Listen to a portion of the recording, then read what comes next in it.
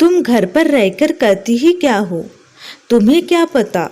Office वक्त पर पहुंचने की चिंता, पूरा काम ना होने पर अपने बॉस से डांट खाने का दुख, फिर शाम होते वक्त घर वालों की फरमाइश पूरी करने की जिम्मेदारी। रमेश ने पूजा से कहा। रमेश पेशे से एक सरकारी दफ्तर में अकाउंटेंट की नौकरी करता है। बचपन से ही ऐसी परवरिश हुई कि राजाओं से ठाठ रहा। रमेश का हर काम माँ और बहनों पर निर्भर करता था। खाना, कपड़े इस्त्री करना, अपना सामान ठीक से रखना, हर चीज़। फिर शादी के बाद भी यही आदत बरकरार रही और अब रमेश और उसका पूरा घर वाले पूजा पर निर्भर हो गए।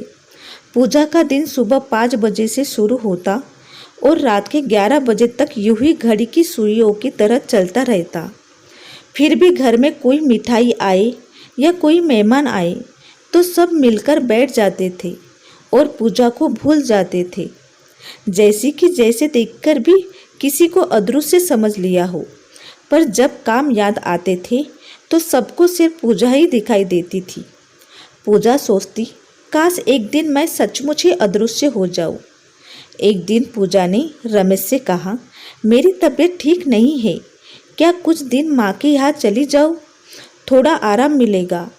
यहाँ तो दिन भर कोई ना कोई काम निकलता ही रहता है। रमेश, तुम्हें यहाँ काम ही क्या है? क्या तुमसे खेतों में मेहनत करवा रहे हैं या कुएं से पानी निकालने को बोल रहे हैं? और तुम्हें जाना ही है अपने घर तो जाओ, कौन सा तुम्हारे बिना यह घर नहीं रहेगा। पूजा को रमेश की बातों का बहुत ही दुख हुआ। पूरा दिन खुद को अनदेखा करके इस घर का कोना कोना सजाती हूँ, फिर भी इस घर में मेरा कोई नहीं। पूजा ने भी गुस्से से कहा, ठीक है, जब कोई काम ही नहीं है तो फिर मेरे जाने में कोई दिक्कत नहीं। वैसे भी इस घर में सबको लिए मैं अदृश्य ही हूँ, सिर्फ काम के वक्त ही लोगों को दिखती हूँ। रमेश ने झंझलाते हुए कहा, ठीक है, जाओ, तुम्हारे बिना भी चल जाएगा यह घर। पूजा ने मन बना ही लिया कि अब तो 1 हफ्ते की बजाय 1 महीने तक नहीं आऊँगी। पूजा अपने घर चली गई। रमेश ऑफिस से वापस आया तो देखा घर में सब सामान इधर उधर बिखरा पड़ा था। माँ सोफे पर सर पकड़े बैठी थी। रमेश ने रोज की तरह आवाज़ लगाई, पूजा पानी देना, चाय भी चढ़ा दो अदरक वाली, और माँ भी पिएगी। रमेश की माँ सावित्री जी ने कहा, बावला हो गया है क्या? सुबह खुद ही तो बहू को उसके घर छोड़कर आया है। रमेश को काम के चक्कर में याद ही नहीं रहा कि सुबह गुस्से गुस्से में जो बड़े बड़े डिंडे हाँक रहा था, अब उसका नतीजा आना शुरू हुआ। रमेश, अरे भूल गया था, छोटी चाय बना लो जरा। छोटी, भैया मेरे तो पेपर शुरू है कल से, मैं पढ़ रही हूँ, माँ को बोल दो। सुमित्रा जी, अरे मेरे तो पहले ही सिर में बहुत दर्द हो रहा है, सुबह से इतना काम करके मेरी कमर ही दुखने लगी है। रमेश को खुद ही चाय बनानी पड़ी। जो कभी पानी भी खुद से लेकर नहीं पीता था, आज वह ऑफिस के काम से थक हार कर भी चाय बना रहा था। माँ और छोटी ने जैसे तैसे खाना बना लिया और रमेश को आवाज़ लगाई। खाने के लिए पूजा तो कमरे में ही रमेश को खाना देती आती थी। आज खुद से उसे नीचे टेबल तक जाने में लंबा रास्ता लग रहा था। खाने को देखकर रमेश बोला, माँ यह कड़ी बनी है, बस तुम्हें पता है ना, बिना चपाती मैं नहीं खा सकता कड़ी, कोई दूसरी सब्जी भी नहीं है। सुमित्रा जी, बचपन से आज तक तेरे नखरे उठाए हैं, जो बना है खा लो, इतने स्वाद चाहिए तो बीवी को नहीं भेजना था ना मायके। छोटी, भैया हम तो भी खा रहे हैं, आपको पता भी है, पूरे दिन से लगे हुए हैं हम। रमेश को अब खुद पर गुस्सा आ रहा था, कभी पूजा की कमी उसे इतनी नहीं खली थी। रमेश ने खाना छोड़ा और कमरे में आया। आज कमरे में ना पायल का शोर था, ना चूड़ियों की आवाज़। एक तो खाली पेट, वैसे भी रमेश परेशान था, ऊपर से यह अकेलापन। खुद ही तेल की शीशी उठाई और सिर पर मसाज करने लगा। तब भी पूजा वाला एहसास उसने भुला नहीं दिया। झंझलाते हुए फ़ोन किया, या तुम कब आओगी? यह घर मुझे किसी खाली मकान से कम नहीं लग रहा पूजा। अरे 2 दिन में ही घर को मकान बना दिया, आप तो कहते थे मेरे बिना भी यह घर चल जाएगा, सिर्फ काम के लिए ही मुझे याद किया है। रमेश, नहीं, ऐसी बात नहीं, मुझे माफ़ कर दो। काम की बात तो छोड़ो, तुम्हारे बिना यह कमरा मुझे काटने को दौड़ रहा है। कोई नहीं है जो मुझे पूछे ऑफिस में कैसा दिन गया, क्या परेशानी है। कोई नहीं जिसकी गोद में सिर रखकर सुकून पा सकूं।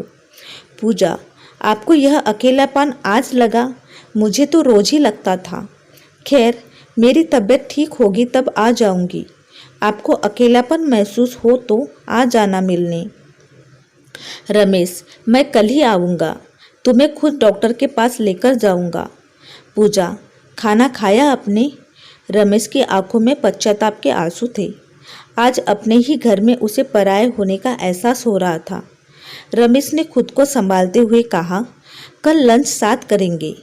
अगले दिन ऑफिस के लिए तैयार होते वक्त अपने जुराबे कपड़े तैयार करते हुए वह हर पल उसने पूजा को याद किया। सुबह का नाश्ता नहीं बना था तो बिना नाश्ता किए ही चला गया। पूजा को डॉक्टर के पास दिखाया। पूजा के शरीर में खून की कमी थी, इस वजह से बहुत थकावट रहने लगी थी। फिर घर का काम और मन भी खुश नहीं था। रमेश और पूजा ने लंच बाहर ही किया। रमेश ने कहा, मुझे माफ़ कर दो, तुम्हारा ध्यान नहीं रखा मैंने। तुम्हारे बिना वीरान है मेरी जिंदगी। अब तुम्हें कोई परेशानी नहीं होने दूंगा पूजा। काम करने में मुझे कोई परेशानी नहीं, पर जब कोई अपना हालचाल पूछने वाला भी ना हो तो एक आदमी भी बीमार जैसा हो जाता है।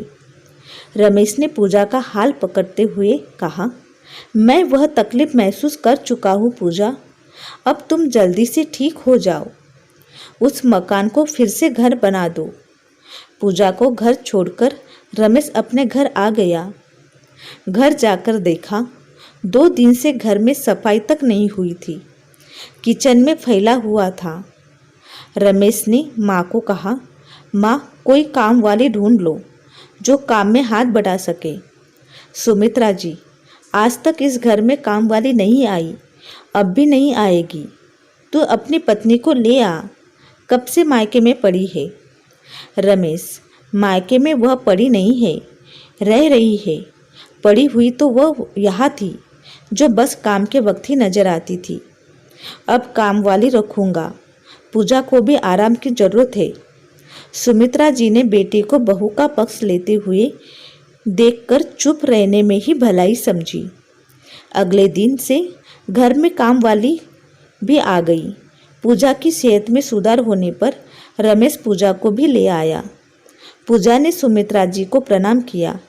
सुमित्रा जी, जीती रहो, अपना ध्यान रखा करो बेटा, अब तुम्हें ही इस घर में की जिम्मेदारी उठानी है।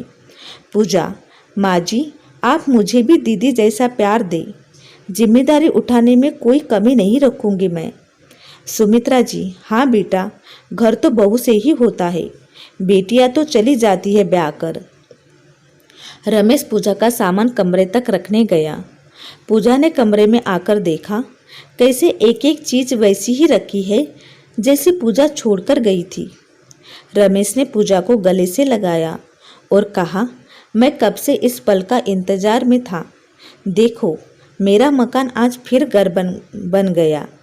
पूजा, पहले मैं सोचती थी काश एक दिन के लिए मैं अदृश्य हो जाऊं तो मैं देखूं कि मेरी क्या अहमियत है, पर आज मुझे ऐसा नहीं लग रहा। रमेश, तुम्हारे एक दिन के जाने में ही मुझे तुम्हारी अहमियत समझ आ गई। अब तुम्हें कभी अदृश्य नहीं होने दूंगा। हम दोनों ने एक दूसरे की आंखों में देखा और मुस्कुरा दिए। दोस्तों, जब कोई हमारे पास होता है तो हम उसकी अहमियत नहीं समझते, उसके दूर होने पर ही अहमियत समझ में आती है। इसलिए जब भी लगे कि कुछ नया होना चाहिए तो एक दिन के लिए अदृश्य होकर जरूर देखें। तो फ्रेंड्स, आपको ये स्टोरी कैसी लगी तो प्लीज़ मुझे कमेंट बॉक्स में ज़रूर बताइए, और अगर अच्छी लगी तो प्लीज़ एक लाइक ज़रूर करें, और चैनल पे नए हो तो सब्सक्राइब करना ना भूलें। तो ऐसी ही नई वीडियोस देखने के लिए हमारे चैनल पर विजिट देते रहिए। तो चलिए मिलते हैं नेक्स्ट स्टोरी के साथ, तब तक के लिए बाय बाय।